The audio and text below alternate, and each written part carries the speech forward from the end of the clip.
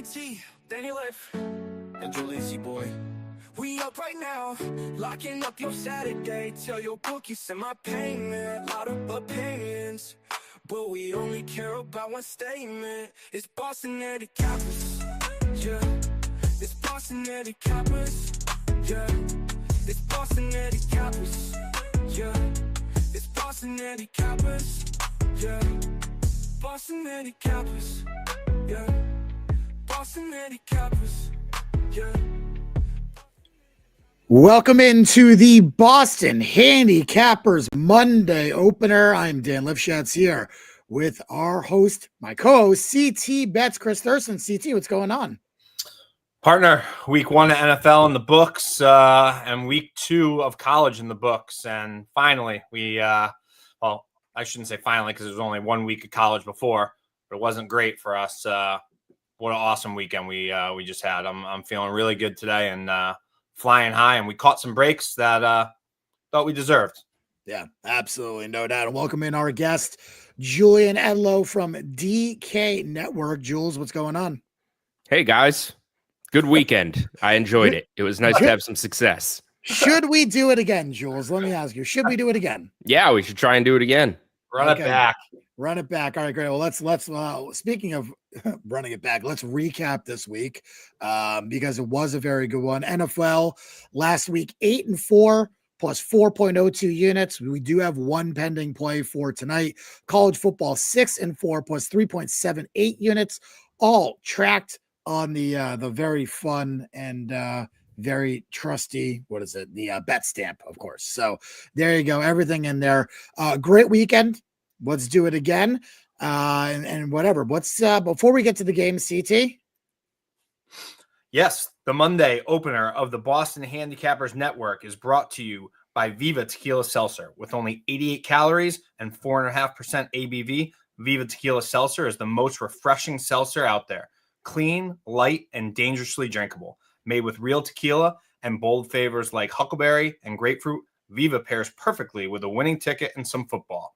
And right now, get 20% off your first shipment when signing up at vivaseltzer.myshopify.com. That's vivaseltzer.myshopify.com. When you use promo code BOSS20, that's promo code BOS20.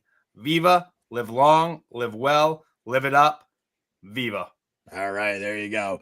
All right, guys. Well, yeah, welcome into the show. We got a bunch of people following. We appreciate you guys watching. Let's get into the games. We're not going to recap. We're not going to recap the week. We'll just kind of get into it. Let's start here. 109-110 Arizona, Kansas State. Right now, Arizona small, 1-point favorite at home. Opens a pick 'em. Arizona now a small favorite, guys. CT, I'll start with you on this one. What are your thoughts on this game and thought on the move, considering we have seen a little bit of movement towards this Arizona number?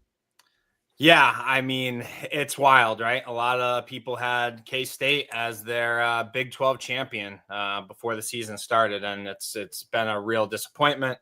Dylan Edwards has been out since he dropped the punt versus Iowa State, and I actually found out that I'm sure you probably talked to her, Dan, but Kelly texted me and said that Dylan Edwards actually kicked the bench after he dropped that punt. And that's why he's been hurt and out ever since. They're missing him because Joe Jackson is just not the guy here. And we just haven't seen the wheels on Avery that we've been seeing the last couple seasons. And I don't know if that's why, if Kleiman's just holding him back and doesn't want to get him hurt. But, yeah, pretty bad loss for K-State last week at Army. But, Dan, listen to this. K-State held Army to their 4th lowest yards per rush attempt average against a Power 4 opponent in the Jeff Monken era. That's 2014 to now. That's 24 games. Only 3 other Power 4 teams have held them below 3.5 yards per rush. And K-State lost. Yeah, that's pretty wild. Yeah, go ahead. I like, you know how Monken's teams are and Army teams are. Like, that stat to me when I saw it today, I was kind of blown away, because if you were gonna tell me that K-State was gonna do that to Monken's team before that game, I would have told you that K-State would absolutely roll them. Yeah, and not to mention, again, K-State had 3 minutes and 2 seconds of possession, offensive possession, against Army's backup in the second half of that game. That means Army's backup and the triple option just fundamentally dismantled everything that K-State did. Not a good a year for K-State at all. We bet the under on the win total earlier this year. Jules, any thoughts on this game? Yeah, I haven't bet it yet, but I do lean Arizona. I think, and I don't have a ton great to say about Arizona. They haven't played anybody. We don't for sure know who they are, but they're doing what they're supposed to do, putting up 40-plus points in each game. They're at home, Friday night Fox game. I understand the bounce back element to K-State, but they haven't really bounced back from anything. Like, they came back from the Iowa State loss, looked really shaky and squeaked out a win as a massive favorite, and then they lose to Army. Like, at some point we have to would it surprise you if a month from now we're just like, man, K-State is actually bad? No, probably not. So No. like, if I bet this game, I know it's, a month ago, if you say, hey, Arizona, K-State's going to be a pick 'em, you think that's a little crazy, but I think you can still get ahead of this one if K-State is as bad as they've been through the 3 games we've seen. So not giving it out as a play, not saying I'm definitely going to be on it, but this is Arizona or nothing for me on Friday night. I think Arizona's offense has proven that it can do what it needs to do, and Kansas State's offense has not.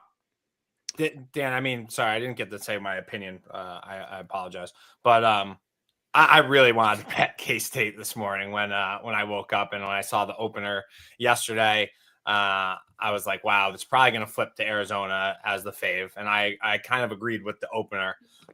Man, they're banged up, man. I mean, Bradley, the wideout, he's going to be out.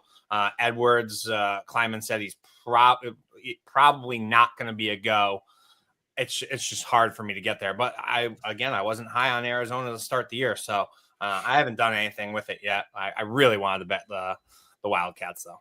Yeah, right now Arizona -108 at bet 105.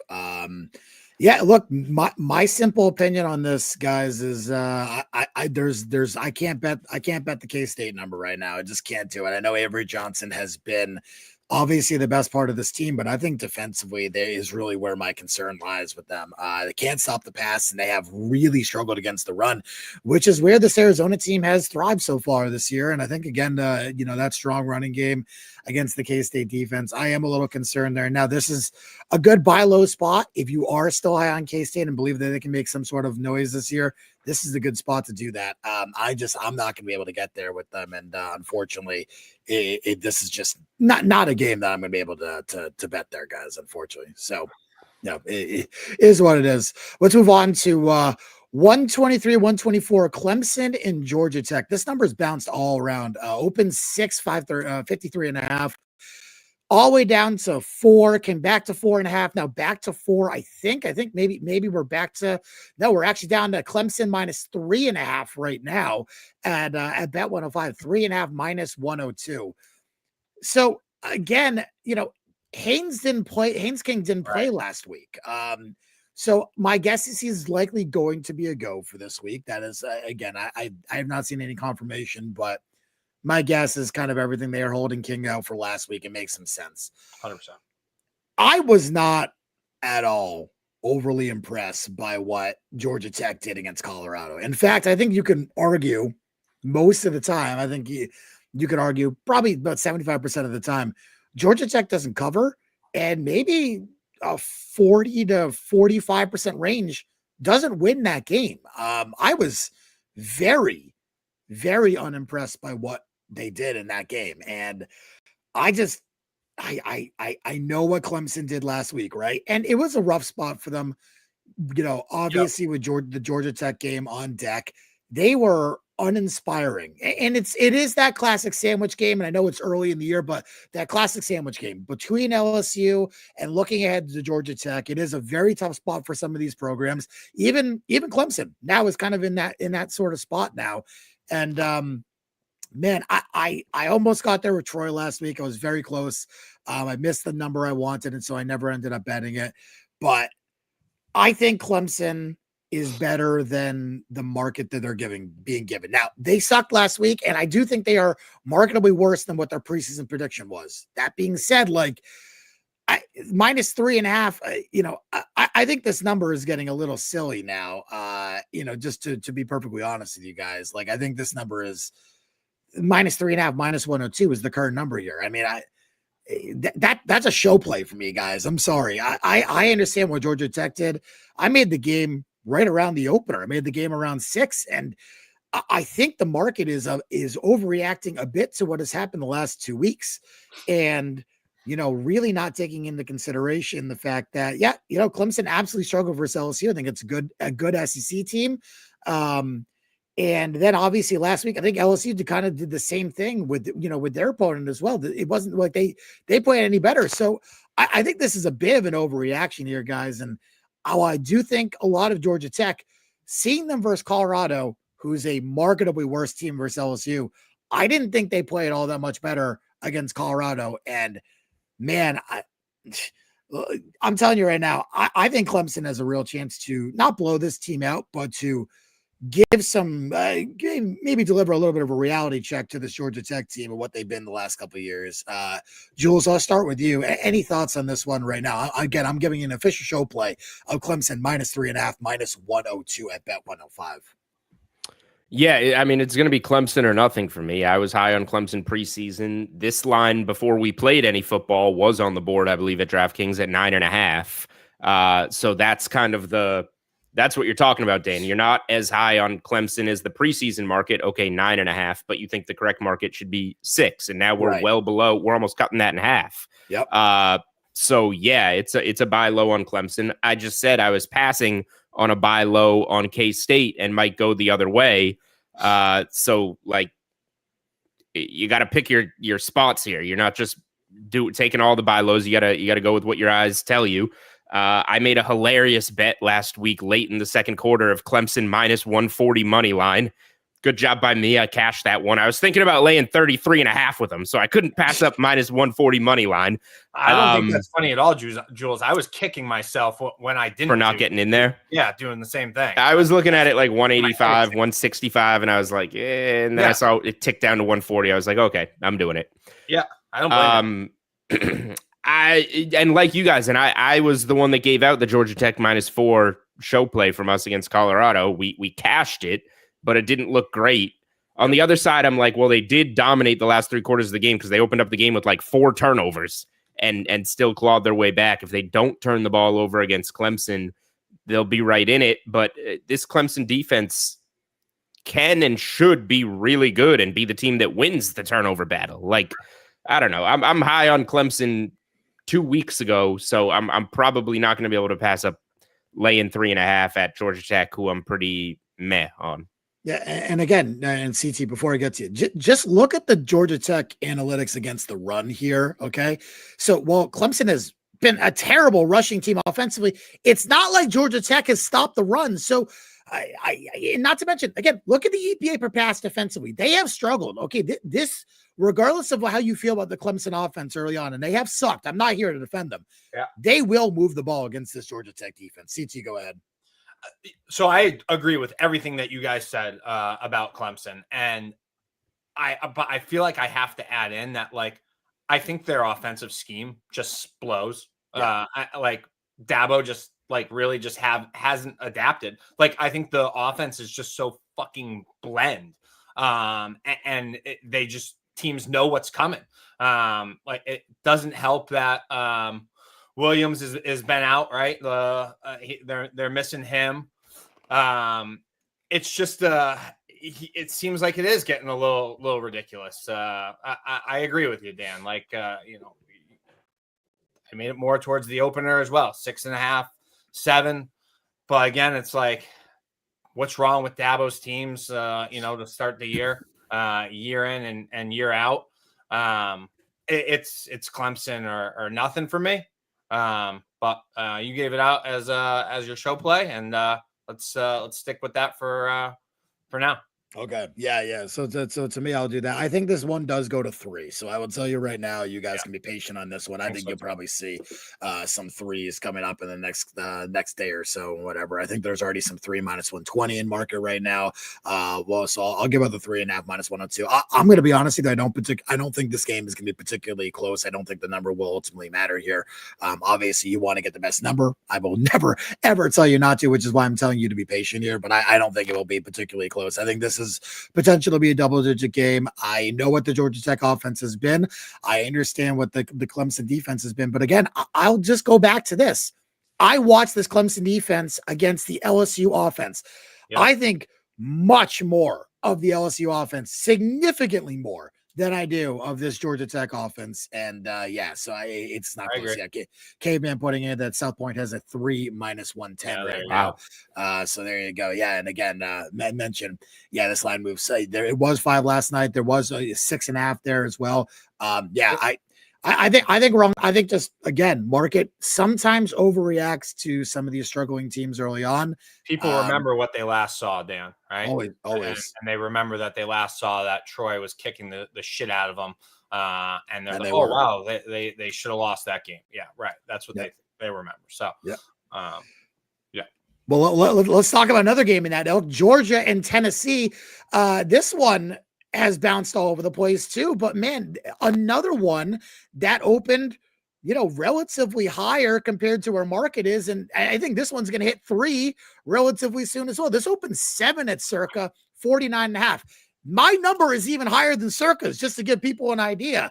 Look, I'm not going to give this one out right now because we're going to hit 3. And again, I probably shouldn't have given Clemson out because we're going to hit 3 too, but it won't matter. I'm going to be on Georgia. It's probably my biggest bet of the year so far. Come Saturday. I don't think much of the Tennessee defense. We talked about this. I just watched the Syracuse offense against UConn. Okay. And I know it's, coming off a big Tennessee game, bit of a letdown spot, totally fair and totally fair points. I'm not going to sit here and tell you that, it's completely even and whatnot.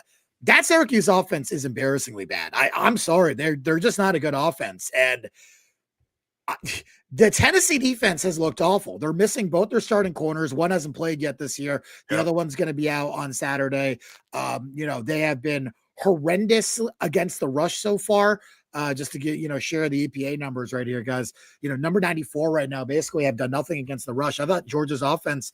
Now, again, Georgia hasn't looked, great either. They did really nothing against Marshall. Walking versus Austin P looking ahead. And they did the same thing. Second half didn't do anything against Marshall, kept it as bland as humanly possible. And again, we see a massive market overreaction here. I don't understand. We saw the same thing week 3 last year. Go back and look last year. We saw very similar things happen. And a lot of these market moves ended up looking very silly after the fact. I think this is going to be another one. I wasn't marketably high on Georgia coming into the year either. But, I thought anything below 6.5 would be a play for me. That would be, that was my cutoff line. Anything below 6.5 would be a play for me. And all of a sudden, we're seeing 3s. And again, I'll be on Georgia and I'll be on Clemson. And if I'm square, so be it. I know everyone thinks these two teams are not very good right now. And everyone wants to jump on this Tennessee offense. Good luck to the Tennessee offense, man. Seriously. Again, watching them against the Syracuse defense and what was it, East Tennessee State or whatever it was last week, defense.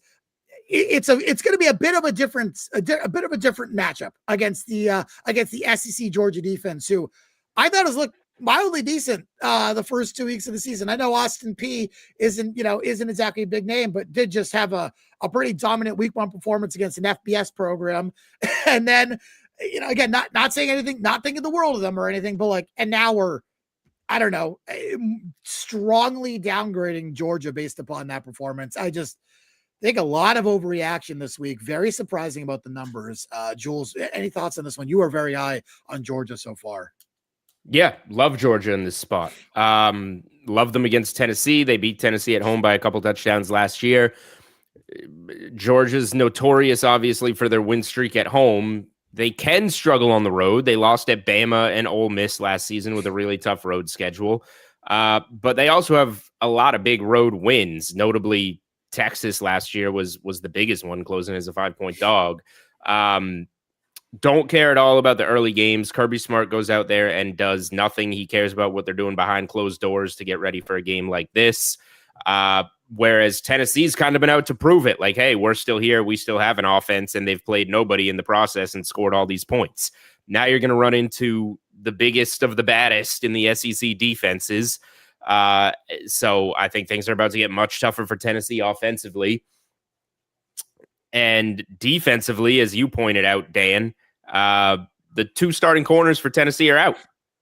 So I love that for Georgia. I don't mind Gunnar Stockton. I know some people don't seem to like him too much. I think he adds an element with his legs, and I trust him throwing the ball. This is a kind of breakout, let them know you're here spot for Georgia against a Tennessee team that's getting really hyped up for scoring a bunch of points against nobody and playing at home. So, love this angle, love this spot for Georgia. Yeah, well said by both of you. I thought I just did it in like 1/10 of the time. Yep, I gave this out this morning. I played Georgia -4.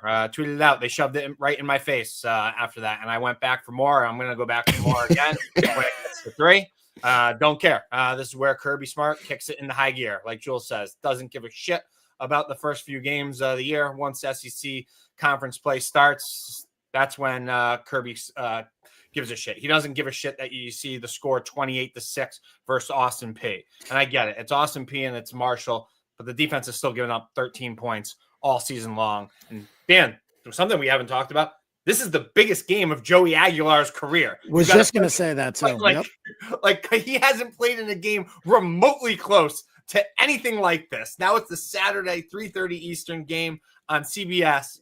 Well, I'll say this: App State. He started at App State last year, right? Yep. Correct. Yeah. Okay. So I foolishly took like a look ahead spot after Clemson opened against Georgia and then had to play App State the next week. So I took like 18.5 points or whatever with App State. Aguilar and App State got absolutely smoked by Clemson in that game. Yeah, I think wasn't even thinking about that until you mentioned biggest game of his life. That's the previous biggest game of his life. He got absolutely smoked. I'm here every Monday, and then on Wednesday nights when we do the pod, you can listen on Thursday as well. Thank you, Jules. No problem. Go. All right, we're gonna skip the LSU Florida game. I did have some thoughts on that, but unfortunately, we're gonna run out of time here. So let's talk about the final college game that we're gonna talk about here.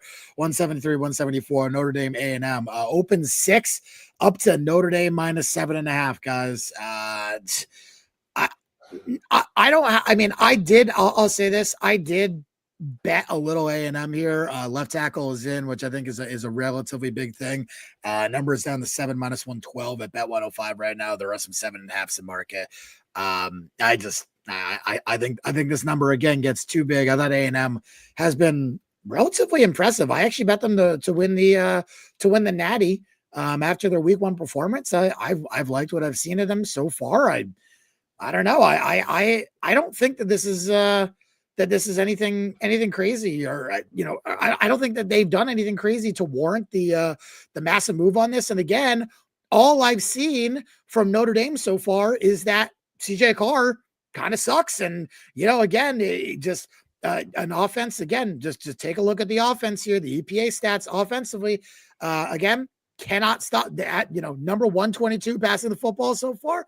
Number 127 against the pass. Again, now I don't want to go too deep into, the weeds here again with Notre Dame, but what are we doing here? It was only one game. Don't overreact to one game, but they weren't good. Carr wasn't good. Like it's just, this should be something that I think we kind of got to focus on a little bit here. Like this is Carr against this is, in my opinion, an even better defense than he potentially played in Miami, arguably. And I think, a team looking for a little revenge than last year. And I know obviously you can make that case about the Georgia Tennessee game too, but different quarterback, very different situation there. I think a lot of Texas A&M defenders remember that game last year. And I think a little bit of a different game this time around. I think this number is just a little bit too wide, but nothing major for me here. Chris, I'll start with you. Any thoughts on this one?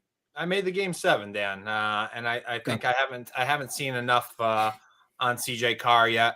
to make a play on this game. Agree with you. Like what I saw at A&M so far. I do think that this is going to be a little better game for Carr to get his feet wet, being at home there. Kind of, settled in a little, not settled in, but definitely didn't settle in Miami. But I feel like that Notre Dame's going to make it a little more comfortable, the environment for them, and we'll see what happens. Nothing for me. Made the game 7. Okay, Jules, over to you. Yeah, strong lean to under 49.5. It'll be an under or nothing for me on this game. I played this game under last year. I think it was 23-13 final at Kyle Field. Just two really good defenses. The strength of Notre Dame's team is absolutely the defense. I'm a little nervous that one crept up. I cashed my under 54.5 in the Miami game. You needed to get it at better than 51 to cash it, which it was the majority of the time. Please don't tell me you got that at 50.5 or 49.5 when better numbers were available for so long. But this one is lower than that. And, would have gone over at that number. So I'm like, is the ball going to move as much late in this game as it did with Miami and Notre Dame? And I think the answer is no. I think we're going to see a lot more running. Carson Beck opened it up some in that game. The Miami receivers made crazy plays. And CJ Carr, who they did not let do much, kind of improvised and made some bigger plays when he had to late. So I'm going to trust this one looks kind of similar to what we saw at A&M last year, and I'm getting pretty close to firing on under 49.5 on this one. Okay. Before we head over to the NFL, this Monday opener of the Boston Handicappers, the network is brought to you by Bet105.ag with the most competitive odds in the business. Go check out Bet105.ag. Bet105 offering reduced juice yet again tonight. Just 11-cent lines on the first Monday Night Football matchup of the year. Bears and Vikings starting 14 minutes. We'll be on the lookout for the Boston Handicappers best bet of the week on the site, where Bet105 will be boosting odds on our favorite play each and every week. Bet105.ag, a place where the pros do not get limited. All right, guys, let's head over to the NFL. We'll start with 103-104 Packers and Commanders. Opens 4.5, 47.5. Bet down pretty quickly, down to 3.5, 48. Obviously, all three of us ended up on the Packers in our own way, and we all cashed them separately, which is very nice. But want some thoughts on the game? CT, I'll start with you. You're a resident Packers lover. Now facing the Commanders, home game, short week for both teams. Both teams coming off a division victory. I'll start with you and your thoughts there. Yeah, Dan, it was nice to see. Love looked great, man. 10 different Packers caught a pass. That's pretty impressive. And this is a team that I talked about on the pod. And I said, I like bet them 20-1 though to win the Super Bowl. And that was before the Micah Parsons trade that went to 12-1. So, story of the game was the Green Bay defense. I thought Parsons was great. Had one of the sacks. On the other side, Washington, I thought Daniels looked really good, Dan, but like the Giants just kind of kept on shooting themselves in the foot, and Washington kind of let them hang around for a little bit there. Obviously, it got a little, they pulled away in the second half there. I didn't really understand all the love for the Giants in that game. Packers, Thursday Night Football on the road here. I lean Pack. Not sure I'm going to get to the window here on week 2 Thursday Night Football game on the road. But I do like what I saw out of Green Bay. Thought between them, the Ravens, and the Bills, those are the 3 best teams in the league, and it's not even close. Okay. I was very impressed by that. Jules, over to you. What are your thoughts on the Packers here? Yeah, strong lean to the Packers. If I bet it, it'll be the Packers. Obviously liked them week 1, and I have some playoffs and division stuff on them.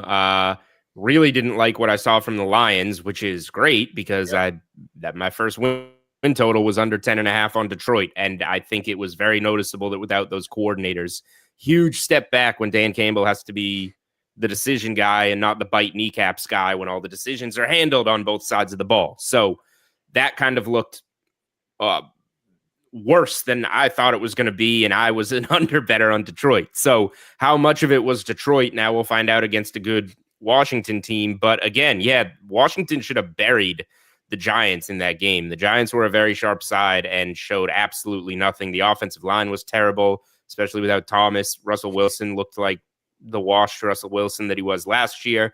So not impressive by Washington in terms of like, I don't know, how much do you want to knock them for winning the way they won? Maybe they just took their foot off the gas, but they didn't look all that impressive. But bottom line, I think the Packers are the better team. So if this is going to be like Pack -3 at home on a short week, then I'll be interested. Yeah. I apologize, Dan. I said on the road. Yeah, they're home on Thursday night. My fault.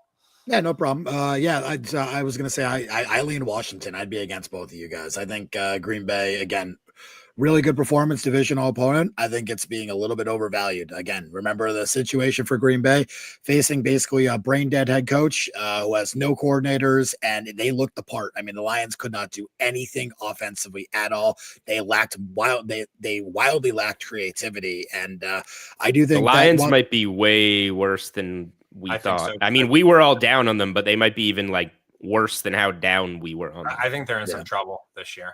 Yeah. But very well could be. So I would lean the points here with the Commanders. Again, I think we know what we're getting with them. I think defensively much more difficult for Green Bay to move the ball there. I think it'll be a very different type of performance in that game, but nothing for me in that one as of right now. Let's move to a game where I will have a bet, 251, 252 Dolphins and Patriots. I really don't know what else to say about this one except I fucking told you so. What else do you want? I mean, I hate to be the asshole because I'm goddamn Patriots as well. Yep. Yeah. You and me. Sorry, Jules. Like, I don't know what to tell you. What the fuck were you guys looking at? 3-win team. Now you guys think they're winning 10, 20 games. I mean, it just got absurd. The expectations for this team got absurd. Like, they got exposed at home by a team who's, I think, relatively equal to them. Probably a little bit better. But I just, yeah, they're definitely better.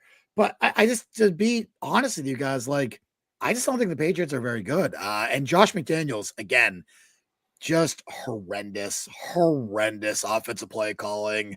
Doesn't sync with Drake May. Doesn't sync with what he wants to do.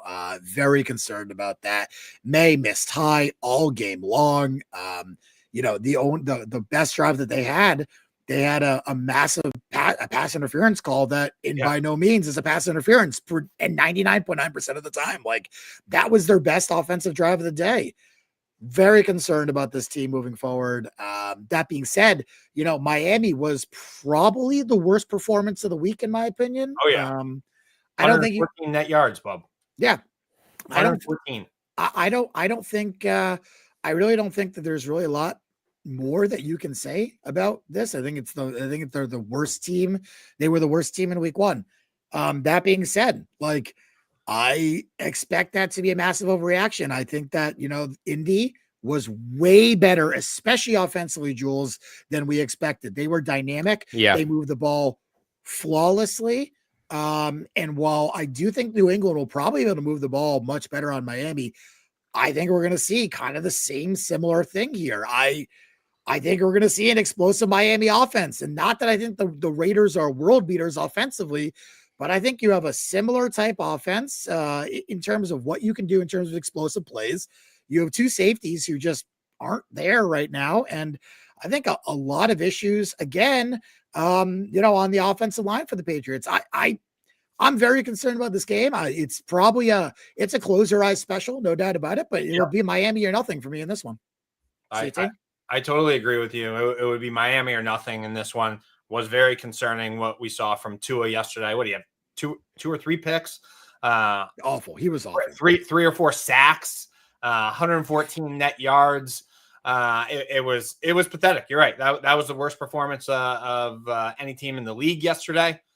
But like, there's just no talent on the Pats. Like Demario Douglas is probably your best offensive player outside of Booty Anderson, right? Booty did some things. I guess he did. But that's not good if that's where you got to. Where you're getting production from, Jules, you might as well rip up your over 7.5 ticket right now on the Pats, because I don't think that has a prayer to get there. It's just it's what we thought we were going to get, Dan, out of that team. I mean, you bash McDaniels all the time, and it's like the more and more I watch the games and him, you're right, dude. It was all fucking Brady.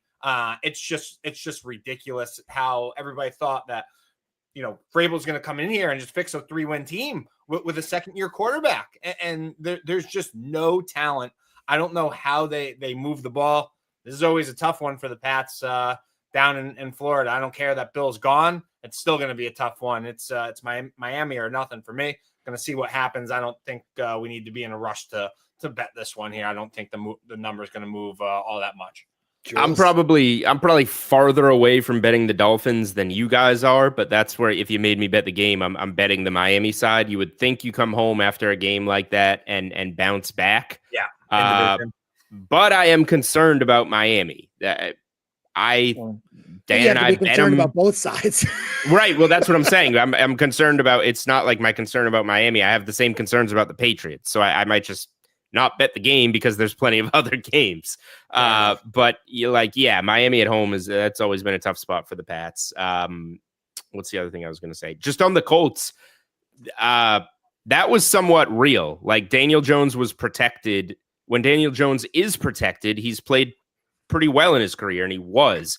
What I missed is I didn't think that he would be protected, and that offensive line held up.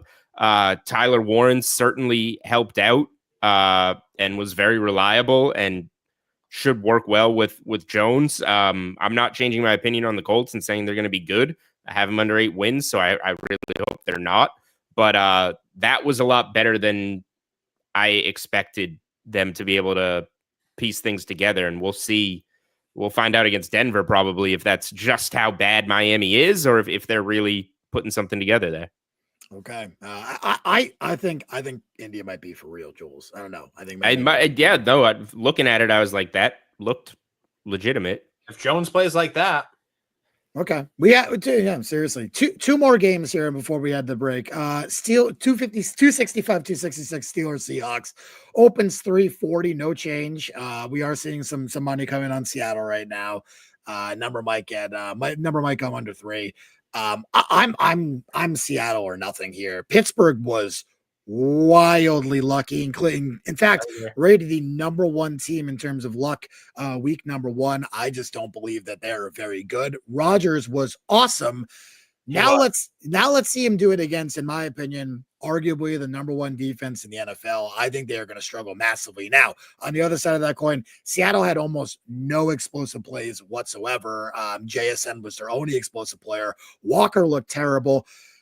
I thought the Pittsburgh defense looked terrible. So I'm interested to see if that Seattle offense can get anything going and force some really bad things out of Aaron Rodgers and that Pittsburgh offense, because that offense line did not hold up very well. And I would be very concerned there if I was betting Pittsburgh this week. CT, you're a Steelers guy. Over to you. Thoughts on the game?